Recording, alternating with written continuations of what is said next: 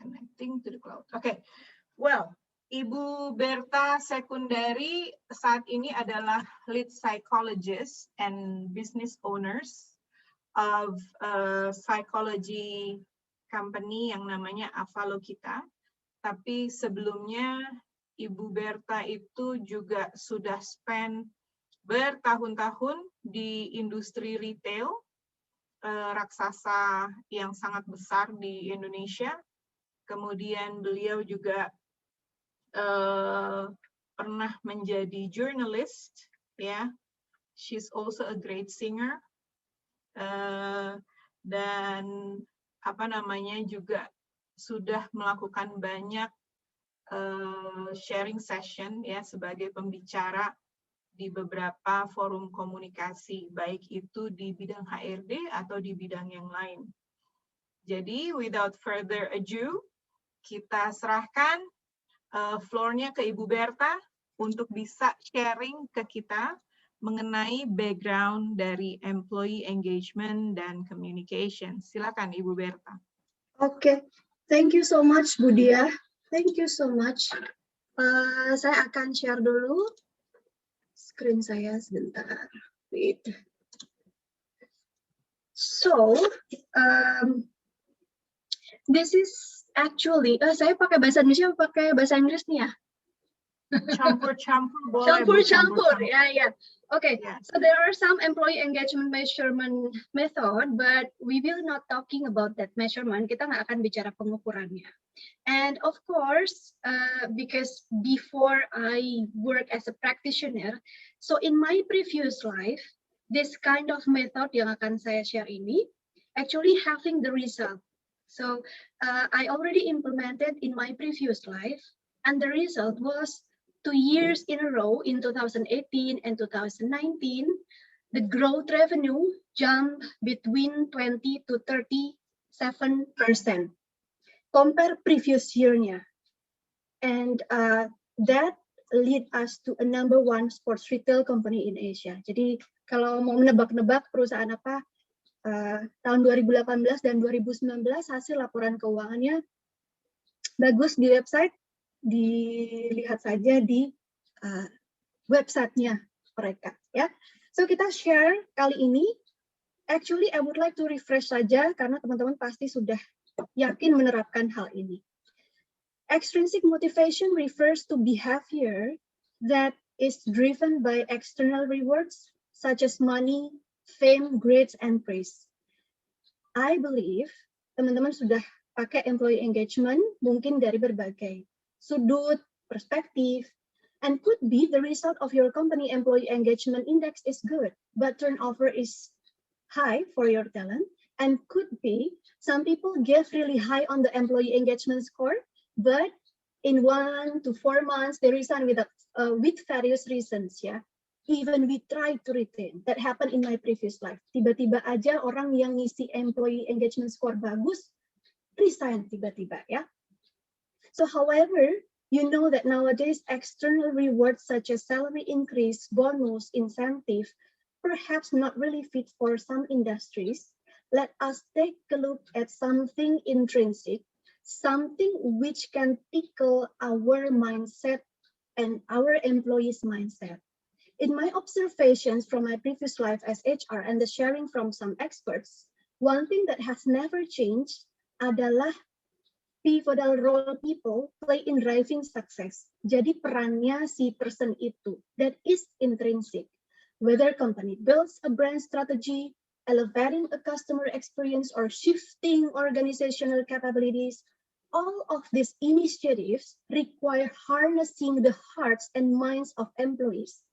It means extrinsic motivation depends on each internal motivation of employee. Jadi yang biru itu bisa membantu yang hijau.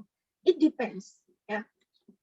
With the combination of changing extrinsic motivators, the need for a dedicated focus on employee engagement and recognition is stronger than ever. Example like this deh. Mungkin kita kasih contoh when parents want to get kids to do their homework, ya. What is the best way to motivate them? Mungkin banyak orang tua yang start by offering some type of reward like I give you special treat or toy. So this is an example of extrinsic motivation, since the behavior is motivated by a desire to gain an external reward. Unlike intrinsic motivation, which arises from within the individual. Extrinsic motivation is focused purely on outside rewards. So this blue and pink, I like this color actually. Extrinsic motivation can be tangible, can be intangible.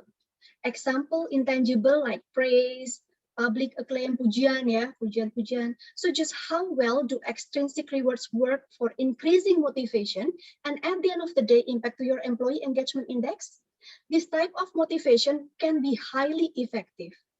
Just look at all of the example in your life of things that you do in order to gain some type of external rewards. Ya misalnya shopping terus dapat sesuatu poin, discount, kemudian commission gitu ya.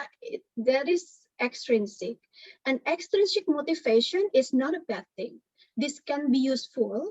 This can be useful and effective tool for getting people to stay motivated and on task. It's just we have to be really balanced. Because while offering rewards can increase motivation, in some cases based on research ya. Jadi berdasarkan penelitian, penemuannya adalah offering excessive rewards can actually lead to a decrease in intrinsic motivation. Jadi kalau kelebihan juga nggak bagus. So basically this blue and pink should be balanced. And I would like to focus on how to understand the blue one from psychological perspective. In the context of organization, one of the goals of HR department is to get their employees fully involved in and enthusiastic about their work that furthers their organization's interests. So employee engagement sometimes referred to as engagement with some manifest which are yang biru-biru ya, personal, work, organizational. Banyak sekali engagement, saya clusterkan jadi 3 aja. So employee engagement here means a heightened emotional connection that an employee feels. Jadi tetap ada perasaan ya, rasa for his or her organization yang mempengaruhi mereka untuk memberikan exert greater discretionary effort to his or her work. Jadi nggak sekedar kerja aja, tapi there is a connection, emotional connection. Saya mau highlight di biru kuning, exert discretionary effort ini terus gimana caranya? Ini kalau personal itu adalah dia tuh fully role performance-nya tuh ada. So people who are personally engaged keep themselves within a role, tetap setia dengan perannya, nggak merasa berkorban gitu ya, karena it requires driving personal energies into, jadi dia bisa berkontribusi fisik, kognitif, dan emosional. While work engagement based on Utrecht work engagement scale itu highlight our figure, jadi semangat, ada dedikasi, ada absorption. Dan ini diikuti faktor-faktor psikologi seperti resilience, sering dengar ya, hope, positive approach, optimis, assertive, self-efficacy, confident untuk achieve target, hardworking. That is work engagement. Work engagement di sini juga berarti relationship dari employee ke leaders dan colleagues. Ya. And then organization engagement here means sense of belonging atau perasaan memiliki ke brand, bangga dengan company dan culture-nya. So overall employee engagement means relationship with this all aspect. Research show employee engagement has significant positive contribution to organization performance outcomes seperti yang di kotak coklat dengan kuning. Employee retention, productivity. And then what's behind this greater discretionary effort? Yeah. In psychology, self-determination is an important concept that refers to each person's ability to make choices and manage their own life. Kenapa ini? Karena ini yang akan mengakibatkan employee engagement naik. Si karyawan perlu untuk meningkatkan self-determination dulu supaya dia engage. Intinya itu. So from all these formal self-determination 6 mini theories in psychology, I would like to highlight only one, yaitu basic psychological needs theory. Apakah itu? So basic psychological needs theory elaborates the concept of evolved psychological needs and their relations to psychological health and well-being. Jadi intinya adalah BPNT itu, saya singkat BPNT ya, argues that psychological well-being and optimal functioning is predicated on autonomy, competence, and relatedness. Saya rangkum itu supaya bisa menjadi sangat sederhana, supaya tidak terlalu kompleks dalam psikologi dan bisa diterapkan dalam kehidupan sehari-hari. Nah, ini tadi yang disampaikan di PNT, yaitu tentang CRA, Competence, Relatedness, Autonomy. Dari namanya sudah kelihatan ya, CRA itu apa. So if you see here, if people experiences these three universal psychological needs, competence, relatedness, autonomy, then they will be engaged on their activities, feel motivated, having a desire to do things, and at the end of the day, they will maintain optimal performance and well-being. The well-being creates persistence and creativity also because they have those fosters. Jadi saling berkesinambungan. Ini teorinya dari psikolog yang bernama Edward Deci dan Richard Ryan. Jadi ini bukan teori saya ya. Teori yang sudah memang benar-benar diterapkan, hanya memang banyak sekali teori employee engagement dan self-determination, but I would like to highlight this karena this is what I used to use di beberapa perusahaan, termasuk perusahaan yang dulu saya pernah bekerja. So perhaps more importantly, SDT ya, SDT itu self-determination theory, propositions also focus on how social and cultural factors facilitate or undermine people's sense of volition and initiative. Maksudnya apa? Intinya adalah self-determination itu dipengaruhi juga dari social and cultural factors. Yeah. There is a good evidence for the universality of these needs, and research shows that lack of satisfaction leads to poorer performance and reduced physical and psychological well-being. So from some mini theories, maaf ya lingkarannya ini nggak menyeng-menyeng gini ya, saya mencoba membuatnya. I would like to use basic psychological needs theory. Here we have three innate psychological needs. Sebenarnya saya ngapalinnya gampang, CAR gitu ya, CAR, competence, autonomy, relatedness. Artinya apa? Intinya adalah when these needs are satisfied, we are motivated, productive, and happy. Dan sebaliknya, kalau ini gagal, nggak ada gitu ya, our motivation, productivity, and happiness menurun atau hilang. Competence means, sering dengar kata competence, but the point here adalah people need to gain mastery of task and learn different skill. Pada dasarnya semua karyawan pengen jadi masternya pada bidangnya masing-masing and learn different skills supaya nggak jenuh. When people feel that they have the skills needed for success, they are more likely to take actions that will help them achieve their goals. Jadi kalau udah competence, dia bisa mastery, dia bisa achieve their goals. However, they need the support from the manager or leader ya. One example, manager bisa kasih Goldilocks task to employees. Not too hard, not too easy. Not too difficult, not too soft gitu ya. As long as the challenges should exquisitely match to the abilities. Kemudian untuk otonomi ini saya juga merangkumnya menjadi 4T supaya gampang dipahami. Autonomy here means that people needs to know over their task. What actually the task they need to do sih? Or we need to do apa aja gitu ya. And then time, when we will do it. Team, with whom we do it. And also techniques, how we do it. What kind of method we would like to use. We need this communicated. People need to feel in control of their own behaviors and goals. Kalau mereka nggak tahu apa-apa tentang task, time, team, teknik, this sense of being able to take direct action will result in real change plays a major part in helping people feel self-undetermined. Jadi nanti akhirnya dia nggak bisa menemukan atau membangun self-determination. Akhirnya nggak engage. Nah, relatedness ini bukan cuma dengan orang. It means a lot, not only connected with people, but also connect with goals, purpose, policies. It also has an impact on motivation. So people feel more motivated to take action when they feel that what they do will have an effect on the outcome, having a purpose. Self-determination theory suggests that people are motivated to grow and change dengan 3 ini, dan akhirnya irisannya membuat sebuah engagement. So that is the teori dari psikolog yang bernama Edward sama Ryan ini. I give you example supaya lebih konkret. Imagine a person who fails to complete an important project at work. If this person is high in self-determination, they will admit their fault. Mereka ngakuin kesalahan. Kalau dia gagal, dia ngakuin kesalahan.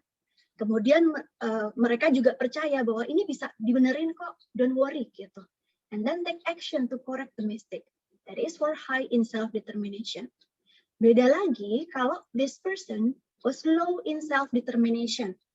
Nah, disinilah they might make excuses, assign blame gitu ya, salahin semua orang.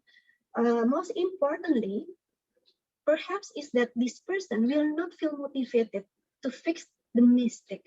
Jadi nggak ada motivasinya untuk benerin, ya udah salah ya udah gitu. Instead, they might feel helpless to control the situation and believe that nothing that they do will have any real effect. Mereka nggak percaya bahwa ini ada efeknya. So, how does it work?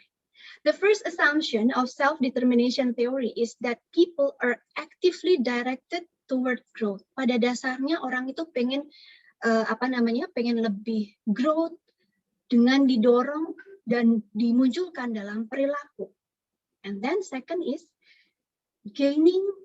autonomous motivation is important. Nah, kalau yang pertama tadi, gaining mastery over challenges and taking in new experience itu juga termasuk, ya. That is the need for growth drives behavior. And then the second one, while people are often motivated to act by external rewards, misalnya nih, dia melakukan sesuatu termotivasi eksternal, kayak benefit, bonus, prizes. Nah, itu termasuk extrinsic motivation. Okay, so the key is it's important to realize that the psychological growth described by self-determination theory does not simply happen automatically. Jadi kuncinya sebenarnya adalah di social support. Through our relationship and interaction with others, we can either foster, mendorong atau menurunkan personal growth atau personal well-being. Jadi sebenarnya kuncinya meskipun si karyawan ini punya keinginan untuk mengembangkan diri tapi nggak dapat support dari sosialnya, so it means nothing karena harus balance. Positive feedback, ya, positive encouragement. And then the third, however, sometimes extrinsic motivators can sometimes lower self-determination, ya. So hati-hati. According to the expert, giving people extrinsic rewards for already intrinsically motivated behavior can undermine autonomy. Kalau dia sudah atau si karyawan sudah punya intrinsic motivation, dapat ekstrinsiknya kebanyakan or too much, dia malah bikin low gitu ya. But behavior is complex ya, and people are rarely driven to act by a single source of motivation. Kadang-kadang seseorang itu memang drive-nya itu bisa intrinsik, bisa ekstrinsik. Gitu kira-kira. I would like to refresh another needs theory which already popular. I believe you still remember Maslow hierarchy. Nah, kalau yang ini sangat simple. Kalau dari bawah ke atas ini kan harus hierarkinya ya. Nah, biasanya I would like to just highlight it. Biasanya karyawan almost engage itu di start yang green, yang belonging. Jadi dia merasa bangga kerja di dalam perusahaannya, tapi dia masih pengen untuk meninggalkannya suatu saat nanti karena nggak ada career development. Kalau yang importance yang di biru, dia sudah merasa bagian vital dari bisnis. Nah, biasanya hasil dari employee engagement, kalau dirunut lagi dari motivasi atau hierarki Maslow ini, mereka ada di level kalau yang engage-nya 3 misalnya, dia almost engage di start di hijau-hijau. So usually, if the employee engagement result is good, starting from green. Okay. Nah, this is the final slides. So I got some facts from one of consulting services in UK that usually transformation fail because behavior issues. And when employees feel connected and engaged, they will stay and put their effort in the organization. So how to make them connected? Nah, salah satunya yang paling penting di sini adalah give motivation through positive psychology is a key driver for employee engagement and sustainable change. I can share with you more details, mungkin outside the session ya, if you need, because sesi ini sangat detail gitu ya, ada exercise-nya, karena itu termasuk dalam flourishing in the workplace. Okay, so this is my last slide, Budia. I think that's all what I would like to share. If there is any discussion that we can discuss, be my guest. Okay, so thank you so much, Ibu Berta, for the presentation. I think it's very fruitful and wonderful. Saya akan membuka sesi tanya jawab untuk teman-teman semua berkenaan dengan materi yang sudah disampaikan oleh Ibu Berta. Ya, saya juga sudah sharing materi di kolom chat buat teman-teman semuanya ya, karena kita akan lanjut dengan group discussion setelah kita tanya jawab dengan Bu Berta. Nah, silakan dibuka videonya, kemudian di unmute ya speakernya supaya bisa bicara langsung dengan Bu Berta, menanyakan intisari dari presentasinya atau hal-hal yang mungkin kita mau lebih perjelas gitu ya. Silakan teman-teman semuanya. Wah, kalau sharing juga nggak apa-apa, Bu Dia. Sharing juga nggak apa-apa. Kita sharing, Mbak. Kita motonya caring is sharing. Sharing is caring. Nah, ini Pak Parlin juga mau bertanya di chat column. Why not? Silakan. Atau ada yang mau mulai dulu? Pak Hideo mungkin mau ini. Ini kita muda-muda semuanya ya. Hi, Bu Berta. Ya. Can you hear me? Sorry, yeah, mungkin mau izin nanya aja ya, Bu ya. So regarding employee engagement, I think So in your opinion, to what degree is employee engagement associated with someone's personality? So we have some cases where, let's say, two employees under the same managers who had the same time of promotion and basically they're on the same age and all that, but eventually they scored differently on engagement, and one decided to leave the company while the others decided to remain in the company. So it baffles us. So what we're wondering is it related more to the employee's personality? Does it have any strong influence in deciding whether someone is engageable or not engageable? If it is possible for us to determine if someone's engageable or not engageable, should also talent acquisitions or recruiters perhaps, should they also play a role in determining new hires who maybe are more engageable, and when they are making hiring decisions, should they decide who's not engageable or who's more engageable? So yeah, that's just one question for me. Thank you. Yes, the answer is not from me, but the answer is from the result of research. So basically, all people can be engaged. Of course, there is a note on this. It depends on the personality, yes. Tapi misalnya gini, Mas, in my previous life, we really need to, of course, as a result of talent mapping, hasil dari talent mapping, harusnya bisa diketahui. Bagaimana cara mengetahuinya? Kalau misalnya alatnya beda-beda ya, kalau alat yang kami pakai ada alat assessment yang bisa mendefine di mana sih sebenarnya kekuatannya si karyawan ini. Kalau kita udah tahu kekuatannya, maka itu yang dikembangkan. That is what I did. Actually, kalau misalnya kita mau tanya, terus personality-nya gimana? If you didn't do this in the beginning of recruitment, then during pada saat bekerja juga bisa dilakukan assessment.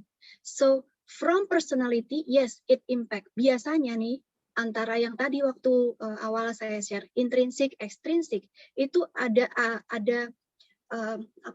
judgment awal di mana kalau yang introvert biasanya akan lebih fokus pada diri sendiri. Dia nggak akan terpengaruh dengan hal-hal yang lain yang ada di luar sana. Mau dikasih apapun, karena memang dia senternya dari dalam. Beda lagi dengan karakteristik yang lain. Personality teorinya macam-macam, ya. Nah, kalau mau dikaitkan dengan employee engagement, dengan intrinsic and extrinsic, saya akan melihat dari satu perspektif personality teori saja, yaitu introvert dan extrovert. Dan semuanya tahulah seperti apa. Nah, dengan cara itu dikategorikan, kalau misalnya orang yang lebih extrovert, dia akan sangat dipengaruhi oleh apa saja yang ada di luarnya. Nah, kalau misalnya yang di luar adalah pujian, rewards, dan sebagainya, itu akan lebih impact. Tetapi untuk ngecek whether dia ini introvert, extrovert, dan sebagainya, mungkin dicek pada saat talent mapping or assessment, ya. And then kalau ditanya, apakah engageable? Yes. Masalahnya yang tadi saya bilang, personality is complex. Kita nggak bisa memuaskan semuanya, semua karyawan. Apalagi karyawan saya sebelumnya 8.500, saya nggak bisa memuasin semuanya. Tetapi saya milih talent-talent yang memang sudah kita gridkan, sudah ada kotak-kotaknya. Saya mau yang mana? Mana key position yang saya harus priority, giving priority, to make them having space untuk having personal growth. Nah, personal growth di sini macam-macam, baik dari coaching, dari sesi-sesi dan sebagainya. Tapi ini tergantung dari culture perusahaan, ya. Kadang-kadang kan culture perusahaan lain-lain. Di tempat saya yang sebelum-sebelumnya juga culture-nya lain lagi, approach-nya lain. But definitely harus, memang kalau misalnya kayak gini tuh harus coaching. Kalau misalnya coaching dengan berbagai macam metode, silakan, it depends on you. Gitu sih, Mas. Kalau dari personality memang beda, ya. Tapi ada yang enggak ini, ya, introvert dan extrovert, ada yang balance juga loh, ya. Jadi hati-hati, karena tes psikologi sekarang itu banyak sekali. Mau cari yang mana yang hasilnya bisa mencari tahu, intinya dia itu sukanya atau apa ya yang membuat dia suka, apa yang dia membuat interest. Nanti klasternya beda-beda. Kalau saya clustering, Mas, sebelumnya. Cuman memang klasternya itu memang hanya untuk key positions, key talents, nggak semua karyawan gitu. Ya, menarik banget ya. Ini pertanyaannya. Aku panggilnya Ide aja, nggak apa-apa ya. Oke. Oh iya, Mbak. Ya, jadi kalau misalkan dan Bu Berta tadi put a spotlight on the culture of the company, ya. Mungkin saya mau nambahin lagi ingredient yang lain, ya. What is it the purpose of the organization to be in business, gitu kan? Kayaknya kalau semua organisasi ditanya ya pengennya profit. Tapi ada juga organisasi yang memang punya visi dan misi yang lain. Therefore, itu akan memberikan nuance atau foundation of what the culture is gonna be like, the kind of competencies of people that they need, ya. Kemudian the kind of characters that they want, gitu ya. Tapi ini masih hangat nih, baru aja saya keluar dari Employee of the Year Debate Challenge. Di situ tuh ada dua pertanyaannya. Mau bekerja dengan tim yang diverse atau tim yang homogeneous gitu loh. Kalau tadi bahasanya Hideo adalah mau cari yang engageable atau nggak engageable gitu loh. What about yang nggak engageable secara look, baru the first look pada tahap interview, tapi dia punya ingredient buat bikin bisnisnya itu cemerlang. Contoh di perusahaan saya itu adalah aktuari. Bahkan HR itu bukan core function, ya. Tapi aktuari itu yang bikin produk. Aktuari itu yang memperkirakan valuasinya ke depan nih produk kita gimana, sustainability-nya gitu kan. Mendingan nggak punya HR kali daripada nggak punya aktuari gitu kali ya, kasarnya gitu. Tapi, nah, aktuari itu karena crunching numbers, itu mereka kebanyakan personality-nya itu adalah introvert. Thus, apakah saya nggak mau hire mereka? Aduh, aktuari itu mahal banget gitu kan. Udah mahal, terus introvert, gimana dia bisa engage dengan kita gitu kan. Nah, ini juga hal yang menarik. Berarti bagaimana si company itu mengolah atau mendeteksi intrinsiknya dulu nih ya. Kemudian extrinsic factors-nya itu bisa di-balance out. Tadi Bu Berta udah bilang, pokoknya dua ini nih harus di-balance. Terus ada satu lagi ingredient yang sangat mudah diingat dari Bu Berta tadi adalah SIKAR itu kan. Kompetensi, otonomi, dan relatedness. Nah, kalau si aktuarinya ini merasa dia related, dia merasa dibutuhkan, disitulah engagement akan ada. Apalagi kalau dikasih otonomi. Saya mau cerita sedikit, kami punya workforce itu 67,8% adalah millennials dan Z malah. Udah, saya punya 5 Z, ya, selebihnya itu adalah millennials. Nah, itu inevitable ya, karena workforce di dunia itu memang didominasi oleh generasi itu kan gitu. Itu cara engage-nya juga beda lagi. Iya kan, Hideo? But we make it here. We make it to be profitable juga. Gitu. Jadi setuju sama semua paparannya Bu Berta ya. Tapi yang memberikan faktor yang menendang di sini itu adalah culture-nya, kemudian what is in it for the organization to be in business. And then dia mau bikin kurva bisnisnya itu berapa lama gitu loh. Ya mau cepat, mau lambat gitu ya. Mau medium, ya itu akan memberikan nuance to the kind of talents that the organization will hire gitu. Yuk diskusi ini kita kembangin lagi. Ya, Pak Hermanto, Mbak Dia, silakan. saya mau tanya dong Mbak Dia, misalnya kalau yang introvert ditambah dengan teknologi, bisa equal nggak dengan extrovert ya? Kalau saya melihat nih, Bu Berta nih psikologisnya ya, saya tolong dikoreksi kalau salah. Saya Kalau kasih saya contoh melihat, begini Mbak Dia. Saya kan di dunia marketing ya. Oke. Jadi kalau zaman saya dulu, saya kan generasi kolonial nih. Zaman saya dulu, itu kalau menjadi seorang marketer, itu personality-nya kan harus extrovert dong. Ya kan? Tapi zaman sekarang, orang introvert pun bisa bekerja di dunia marketing dengan bantuan teknologi begitu. Pertanyaan saya, apakah kalau secara persamaan matematika, introvert ditambah teknologi bisa sama dengan extrovert? Itu mungkin pertanyaan saya. Makasih.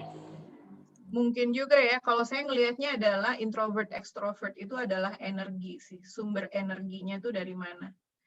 Gitu loh. Kalau extrovert itu energinya itu ada dari orang-orang di sekelilingnya. Dia akan tergerak dari situ.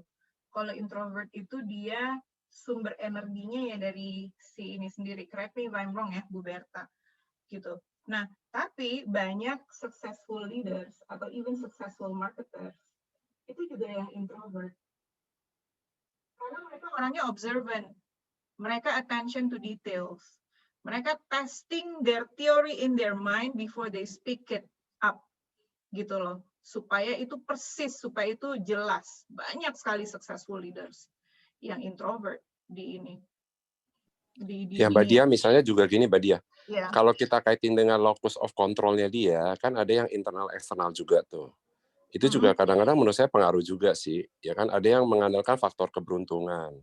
Ada yang mengandalkan juga faktor kerja keras begitu ya.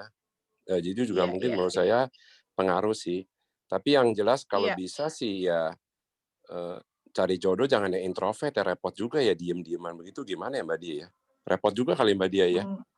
Kalau sama-sama introvert ya. Oh belum tentu ya.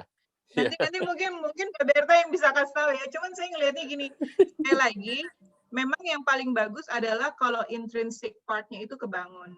Tapi itu bukan nggak bisa dirangsang, ada extrinsic-nya. Kemudian culture itu juga mempengaruhi ya. Kalau misalkan kita udah set the tone, oke guys ya, culture kita itu adalah assertive. Semua orang harus bisa speak up. Begini caranya, ya. Begini jalannya, ya. Begini visinya, ya. Dan itu top down dan menyeluruh, itu bisa. Dan itu saya alami benar. Sun Life yang saya alami di tahun 2012 itu jauh beda yang saya alami sekarang, dan titik poinnya itu terjadi di sekitar 2015 atau 2016. Jadi ngebangun culture itu emang perlu effort dan perlu waktu memang. Ya, jadi sangat bisa, sangat bisa. Kuncinya adalah komunikasi yang tidak berkeputusan gitu ya. Harus terus-terusan gitu loh. Nah, masalah yang tadi ya, pasangan itu mungkin Bu Berta lebih kompeten lah untuk bisa menjawab pertanyaannya gitu ya, karena ternyata kombinasi extrovert sama extrovert juga bisa bahaya gitu loh. Dua-duanya teriak-teriakan gitu ya. Silakan Bu Berta kalau misalkan mau kasih ini ya. Mbak Dia, saya tambahkan sedikit ya. Mungkin ini agak menyimpang sedikit ya. Jadi karena di sini ada psikolog juga. Jadi saya banyak punya teman psikolog cewek ya. Tapi dia kenapa gagal mendapatkan pasangan hidup yang sesuai dengan harapannya?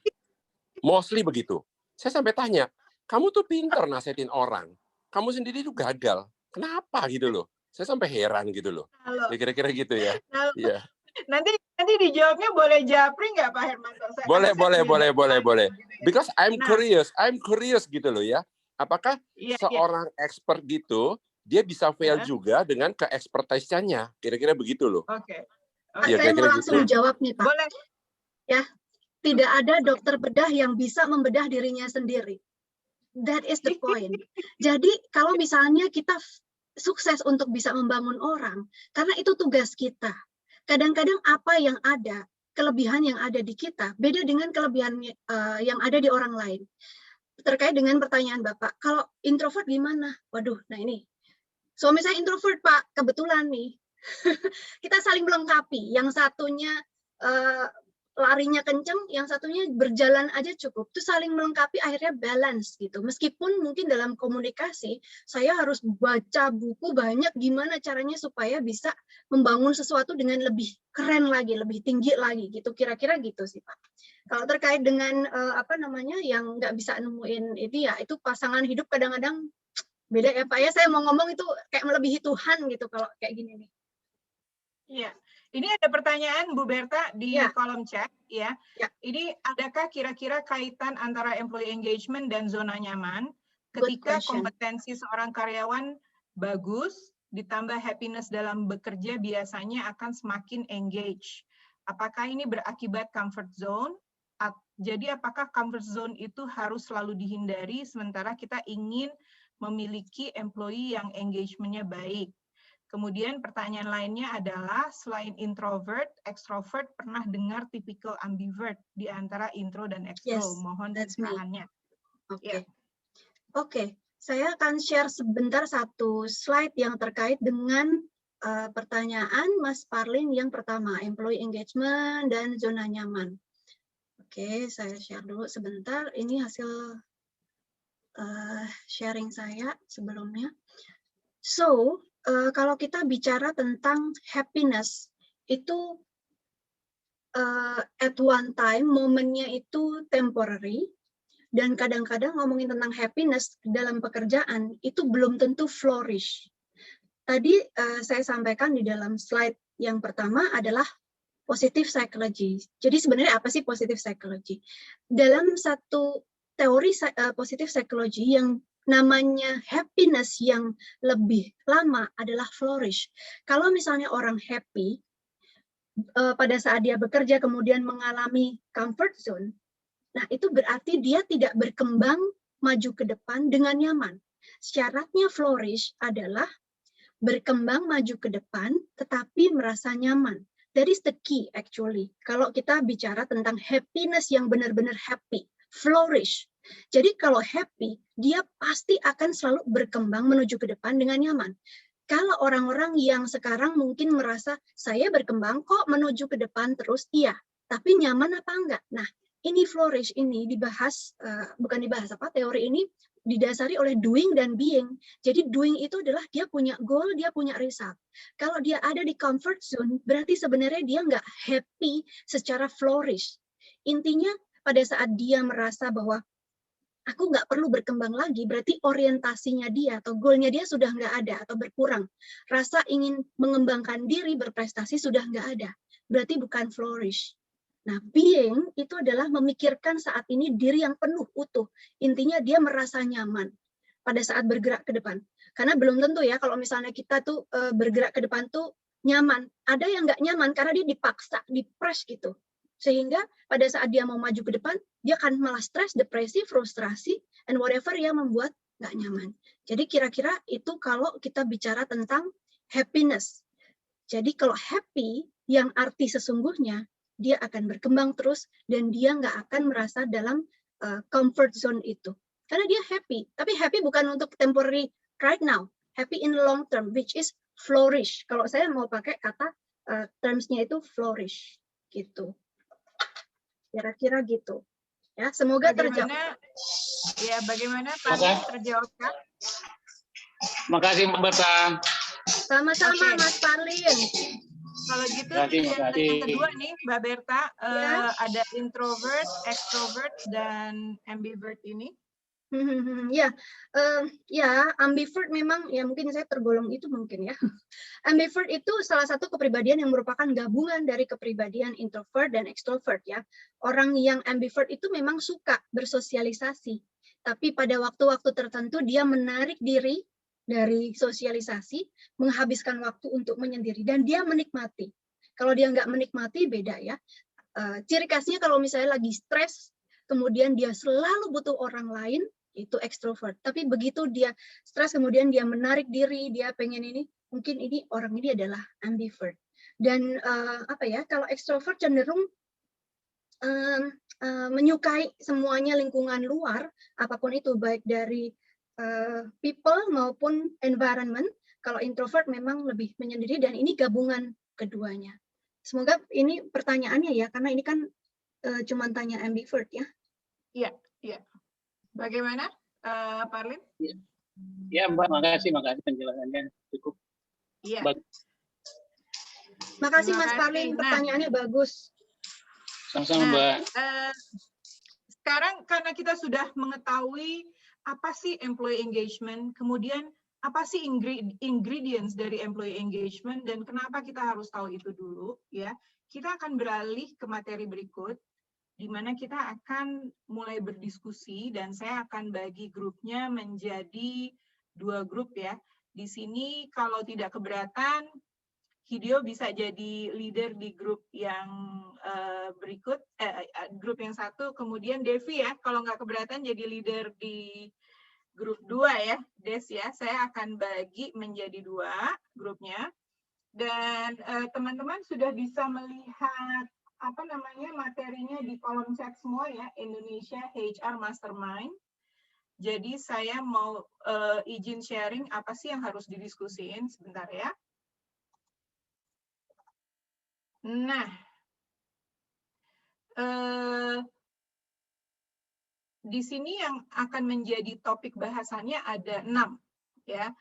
Yang pertama adalah how different was the communication during this period and was there any major shift in the modes of communication adopted? Mungkin di sini maksudnya adalah waktu normal dengan pandemik ini ya, karena ini tetap ada kaitannya dengan engagement ya. Kemudian, were there any instances of providing professional development opportunity and assistance to the staff to select alternate career path? Ya, ini di sini maksudnya ada nggak sih di suasana normal atau sekarang gitu ya, perusahaan teman-teman itu memberikan professional development opportunity ya untuk bisa menerawang, bisa memapping ya, kira-kira nanti nih karir path saya tuh di organisasi ini bisa kemana sih gitu ya. Nah yang ketiga itu adalah communication and empathy. Is there any instance where this failed? Sehingga HR profesional itu harus step in to manage gitu ya. Jadi udah di karir path, udah dibikinin programnya, udah punya mentornya gitu ya, tapi gagal ya. Pernah nggak ngalamin kayak begini dan kenapa gitu ya. Nah, kemudian yang keempat, dengan same sets of deliverables, what were the noticeable major changes in the roles and responsibilities? Why were those essentials? Ya, deliverable-nya sama, ya. tapi ada perubahan yang cukup signifikan dalam peran dan tanggung jawabnya. Ya, dan ini terjadi sih di saya, contohnya ya. Saya terus terang aja, kita melakukan efisiensi dengan cara tidak mengganti banyak headcount buat mereka yang resign. Akhirnya kita meningkatkan kapasitas, ya, meningkatkan kapasitas dan merombak responsibility-nya dan role-nya, tapi tetap harus menghasilkan deliverable yang diinginkan oleh perusahaan. Ya, pernah nggak teman-teman mengalami hal ini? Kenapa ini penting? Ya. Nah, yang kelima, can we discuss the top engagement initiative that was adopted during this time and why was it so successful? Dan yang keenam itu adalah referring to the organization values. Organization values was key during this time. However, it is particularly difficult to adhere to one value and why. Ini maksudnya gini, kalau di situasi normal mungkin semua value itu bisa diserap dengan gembira, dengan senang hati gitu ya. Tapi di situasi yang sulit seperti sekarang, mungkin ada beberapa value yang nggak cocok. Nah, sementara value itu erat banget hubungannya sama culture. Terus gimana dong? Apa culture-nya masih dirubah? Atau value-nya itu aja yang terus digodok dan diperkenalkan terus-terusan? Atau bagaimana caranya sehingga akhirnya ini tetap menjadi sebuah kelengkapan dalam sebuah culture di perusahaan tersebut. Nah, ini pertanyaannya cukup banyak, teman-teman. Ya, do we want to set an agreement here? Ya, kira-kira nomor mana sajakah yang ingin teman-teman diskusikan? Karena kita punya waktu sekitar 15 menit, kemudian kita balik lagi untuk mempresentasikan jawabannya. Kalau data yang lain saya nggak share, karena saya sudah share di dalam kolom chat, jadi nanti pas breakout bisa dibuka di ininya masing-masing ya, di timnya masing-masing. Can we decide which number do we want to discuss? Everyone? Mungkin saya usul nomor 5 ya, Bu ya. Top Nomor 5 ya, oke. Okay. Nomor 5 setuju. Devi dan Hideo, Pak Hermanto ada, sorry Pak, salah sebut saya. Ada masukan? Iya Pak Hermanto, benar. Kalau saya lebih cenderung sih yang nomor 6 ya, karena itu ada kata yang menarik, organization value itu loh. Oke. Do we agree that we are going to discuss number 5 and number 6, everyone? Yeah, agree. Oke, Agree. good. Kalau gitu grup 1 mau bicara tentang nomor 5 dan nomor 6 atau kita pecah sehingga kita punya 2? Pecah aja deh. Pecah ya. Oke. Grup 1 akan bicara tentang nomor 5, grup 2 akan bicara tentang nomor 6. Bear with me, I will stop sharing now. Dan saya akan bagi ke breakout room, assign manually, create. Oke. Bentar ya.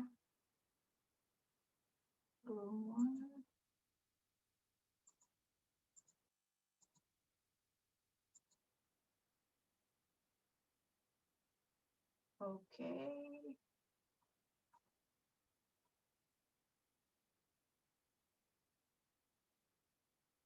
Kemudian untuk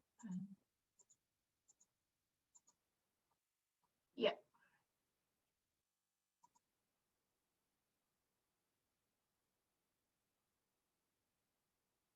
Udah?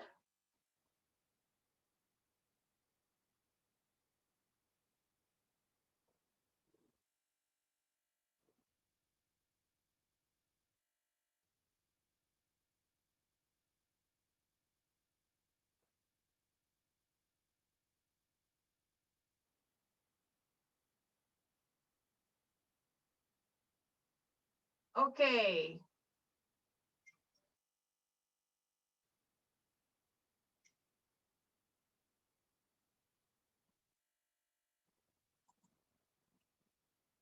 Loh, ini kok cuman kita berdua ya?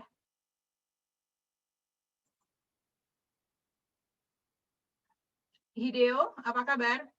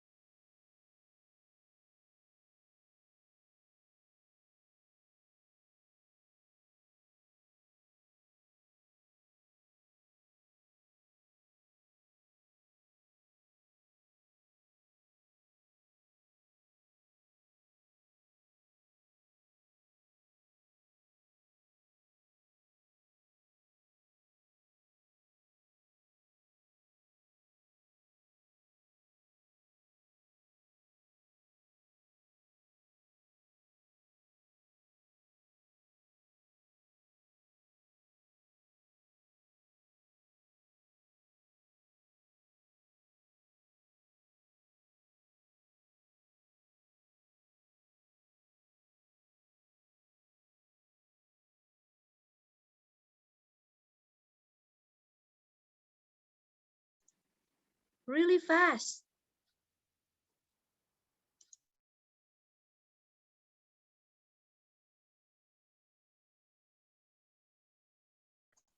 Ini tiba-tiba, loh, halo?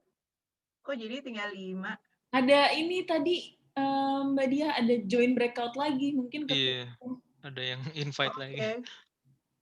Close all room. Breakout rooms.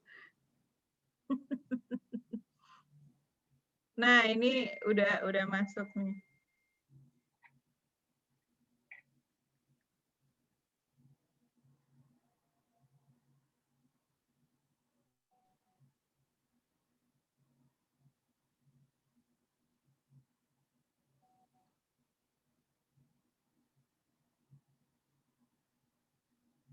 Ini gimana ya? Jadi add a room atau gimana? Aku tutup aja deh. Oke. Alright, so everybody is back. Saya akan kasih floor ke Devi sebagai grup 1 untuk share back hasil diskusinya. Berarti kita bicara mengenai the best practice ya, yang bisa enrich our engagement ya, Devi ya. Silakan Devi. Ya, berdasarkan hasil diskusi sebelumnya, dari berbagai pengalaman yang dialami tim kami, first thing first sih sebenarnya assess dulu apa yang jadi kebutuhan teman-teman di company, karena yang pasti ada perubahan during this time selama pandemi. So setelah ditanyakan kira-kira apa kebutuhan employee terkait dengan engagement, kita bisa buat engagement index. Kalau di pengalamannya tempatnya Mbak Berta sebelumnya, come out the ideas of making an online learning to keep them busy during the situation, karena kita sudah terkungkung dalam ruang yang terbatas, kita nggak bisa kemana-mana, tapi minimal kita bisa broaden our knowledge dengan adanya online learning, coaching online juga, dan knowledge sharing. Nah, to keep them updated with the situation, ada juga inisiasi untuk mengadakan town hall meeting. Sebenarnya ini relate juga ke pertanyaan nomor 3 di slide yang sebelumnya gitu, bahwa ada komunikasi yang secara terus-menerus dilakukan. Sebenarnya ini juga mungkin secara psikologis berdampak pada keamanan ya, rasa aman bahwa there still belongs to the company. So diharapkan ini bisa membuat mereka merasa engage dengan company. Dan yang terakhir, ada juga inisiasi yang disarankan untuk level tertentu, managerial up, untuk bisa menganalisis fungsi di organisasi. Jadi mereka bisa forecast ke depan kira-kira dalam struktur organisasi, fungsi-fungsi apa yang mungkin tidak akan dipergunakan lagi setelah pandemi ini pun berakhir atau selama pandemi. Nah, yang bisa dimaksimalkan lagi adalah dalam proses tersebut itu bisa disupport dengan sistem gitu. Jadi sistem online learning-nya, sistem knowledge sharing-nya itu akan bisa di-boost lagi dengan the whole integrated system of knowledge management sih basically. Gitu sih. Kalau yang lainnya sih intinya support untuk bisa kasih pelatihan ke karyawan. Iya, di sini kalau saya lihat memang jadinya Dev organisasi di dalam grup Devi tadi itu melakukan sebuah renavigation ya gitu ya, kira-kira, dan reassessment. I really like the fact that you bring up mengenai diri assess lagi nih kebutuhannya gitu loh, masih suitable nggak sih, and then kita prioritize, kemudian dibikin indeksnya. Wah, cakep banget, itu emang ideal banget gitu ya, karena memang kita ya harus menavigasi ulang memang gitu loh. Siapa tahu ini bukan kebutuhan, siapa tahu keselamatan, keamanan, kemudian well-being itu jadi jauh lebih prioritas dibandingkan yang lain-lain gitu loh. Mungkin kalau misalkan as time goes by, ya itu sudah bisa ditata dengan baik sehingga akhirnya oke, kita bisa shifting ke the next priority. Good, yes. Very good. Now let's move on to Hideo. Halo. Oh iya, Ya, paling silakan Hideo. jadi tadi dari yang saya sharing ya mungkin ya tadi ya. Untuk pertanyaan yang soal company values yang paling difficult during these times. So background-nya mungkin di company saya ini sebenarnya ada 2 core values. Kita ada understand people and the other one is inspire growth kita bilangnya ya. To be honest, yang paling difficult and challenging pastinya sih yang inspiring growth actually. Karena again kita mungkin we are still a bit stuck ya. Mungkin kita selalu mikir growth itu equates with promotion. Jadi ada always about career path. Jadi mungkin employee hanya akan bisa merasa feeling growth, especially during these difficult times kalau mereka bisa dipromote dan mendapatkan bigger compensation. Again, kalau with this current situation yang resource limited, emang it's a bit challenging. And yeah, people do actually leave because they are looking for career progressions outside of the company. Tapi untuk bisa menangani ini mungkin kita offsetnya dengan our other values ya. So we try to understand people, which is yang values yang mungkin yang bisa kita apa sih namanya? Mungkin kita tonjolin sama pandemi karena kita emang benar-benar coba. We had this pulse surveys to keep up with employees, let's say sentiment atau trennya mereka gimana untuk feeling selama pandemi ini.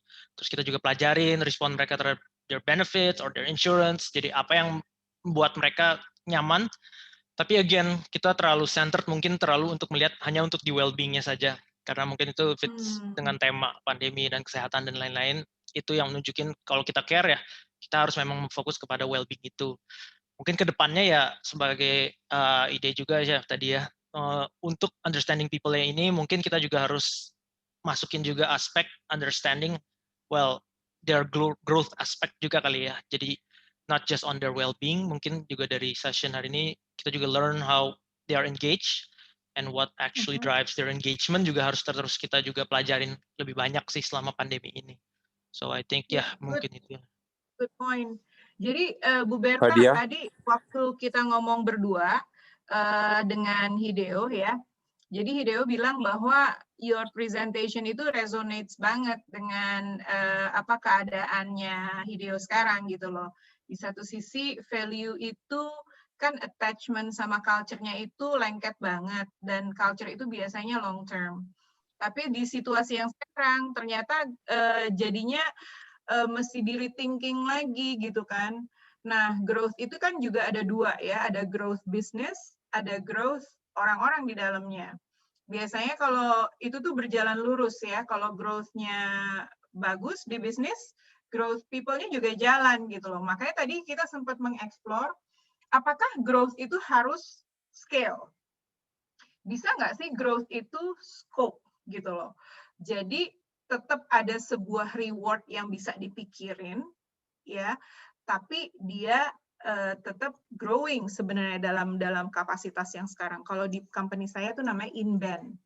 Nah ini juga, sebenarnya rethinking, renavigation, reassessment itu sebenarnya membawa kita ke satu titik di mana yuk kita bikin apapun yang kita buat itu menjadi fit for purpose. Tujuannya apa? Jadi jangan fit for all lagi. Nah, kalau saya lihat organisasinya Devi dan organisasinya Hideo, itu justru organisasi yang masih medium, yang masih memungkinkan bahwa perangkatnya itu masih bisa di-readjust gitu loh. Jadi versatile malah. Menurut saya, ini adalah justru nilai positifnya nih yang ada di dalam organisasi. Nah, sekarang gimana caranya Devi dan Hideo sebagai HR practitioner-nya bisa menyuarakan ini ke manajemen gitu loh. Kita tuh versatile sebenarnya. Kita tuh sebenarnya bisa agile. Karena nggak terlalu banyak orang yang di-manage. Dan kita tuh masih belum sejenjang atau serigid perusahaan bank misalkan yang harus berhubungan sama OJK, sama Menteri Keuangan, terus Menteri Kehakiman, apalah segala macam gitu kan. Jadi sebenarnya ini adalah advantage yang bisa dieksplor. Makanya tadi Hideo juga bilang bahwa ini kayaknya 2021 nih lebih promising kelihatannya nih. Jadi mungkin kita bisa recommunicate the values ya dengan cara yang berbeda, sehingga akhirnya the current talents tetap stay. Tadi sedih juga dengerin Hideo bilang bahwa udah dipromot, ternyata tetap keluar. Jadi kita nggak tahu nih sebenarnya engagement points-nya apa ya yang bisa bikin mereka stay gitu loh. Nah, Mbak Dia, Pak saya mau Hermanto, sharing sedikit Mbak Dia. Kalau khususnya di service industry ya, itu memang secara teori yang menurut saya Tamal itu dikatakan begini, alangkah tidak mustahilnya seorang karyawan frontliner officer bisa memuaskan customer-nya kalau dia sendiri belum terpuaskan oleh organisasinya begitu. Betul. Jadi dia harus membuat customer satisfaction, tapi kalau employee-nya aja nggak puas, gimana dia bisa memuaskan customer-nya gitu loh. Jadi basically harus bagaimana organisasinya bisa memuaskan dia, yang artinya nanti juga bertimbal balik kalau customer satisfaction, tentu kan nanti efeknya juga ke profit perusahaan kan naik lagi. Nanti kalau profit organisasi naik kan tentu profit itu akan menjadi peningkatan dia punya basic salary-nya atau apanya begitu. Jadi bisa semacam triangle begitu. Nah, ini yang agak susah ya kondisi sekarang kan, jangan ngomongkan untuk employee satisfaction ya, mungkin juga sekarang banyak banget orang untuk cari pekerjaan dulu tapi ya Pak ya. Untuk survive dulu. Kenapa? Gitu kan. Survive di bisnis dulu yang penting sekarang gitu kan. Banyak teman saya pun begini, satu hari kerja 12 jam. Harusnya kan secara aturan 7 jam. Itu lebihnya nggak dihitung lembur. Tapi daripada nggak ada kerjaan, dia bilang bagaimana? Jadi saya terima aja gitu, kira-kira begitu ya. Jadi itu basically kalau secara self-industry, dia nggak bisa memasang customer udah pasti. Karena dia kurang, not enough gitu loh. Itu aja. Gini, berarti ini kita harus step out a little bit from the engagement area. Kita mesti lihat secara holistik perangkat lain dari organisasi itu sendiri. Berarti apa sih top of mind-nya sekarang? Expense. Gimana caranya kita manage, ya. Kemudian kita lihat cara komunikasi, kemudian kita lihat organisasi, ya. Kemudian kita ngelihat prospek dari bisnis. Itu kita petakan semuanya. Nah, sekarang apapun itu keluarnya, itu bisa menjadi engagement tool.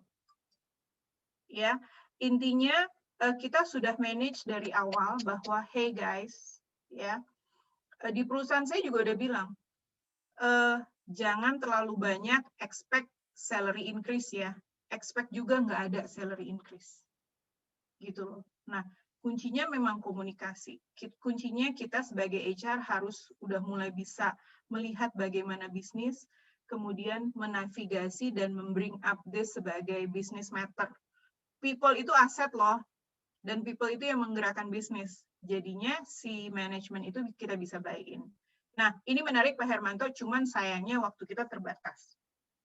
Ya. Jadi kita seperti biasa akan men-summarize semua topiknya.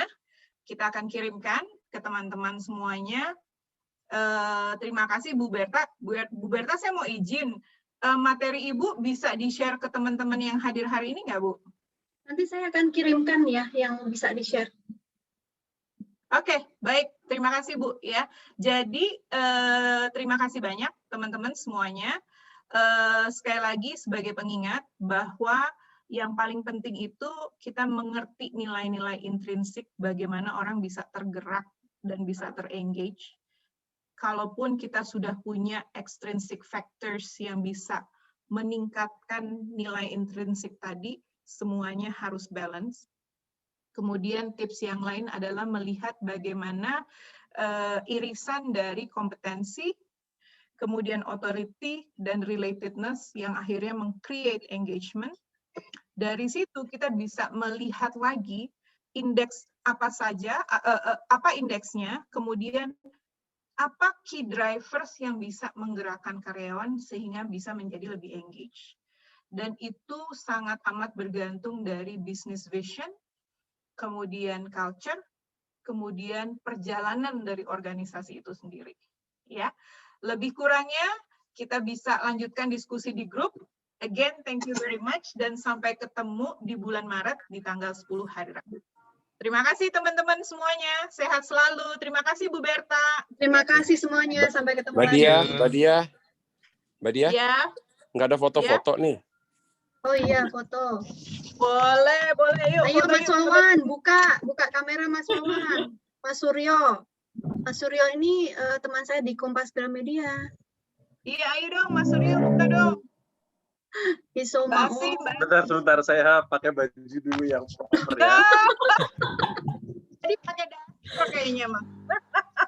Mbak Asih, ayo boleh dibuka videonya. Mbak Asih lagi ngasuh cucu ya? Ini saya udah siap nih sama kamera saya nih. Saya juga. Bu Berta dong, cetar membahana. Gayanya begini aja, gaya kecimpring ya, gini. Kecimpring. Kecimpring tuh apa ya Pak Herman? Macam-macam kan bisa making profit, apa gini kan, tangannya bisa begini kan. Iya. Bisa love juga kan. Kalau digedein bisa love kayak huruf V tuh. Oh ya Allah.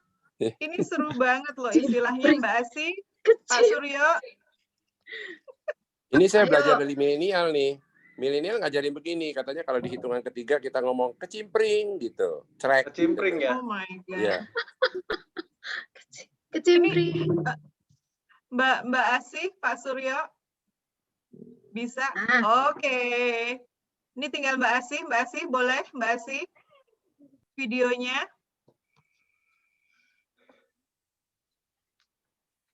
Kayaknya Mbak Asih masih ribet nih. Iya, masih ribet. Best smile, everyone. 1, 2, 3 kecimpring ya. 1, 2, 3 kecimpring. Nah, jadi kan mulutnya sama tuh gerakannya ya. Oh, gitu ya. Iya. Oke. Understand. Oke. Thank you so much everyone. Yeah, thank you Have a everyone. good week ahead. Bye-bye. Bye. Ya, stay safe and Bye. healthy ya. Thank Gitu you, Pak. Mbak. Ya.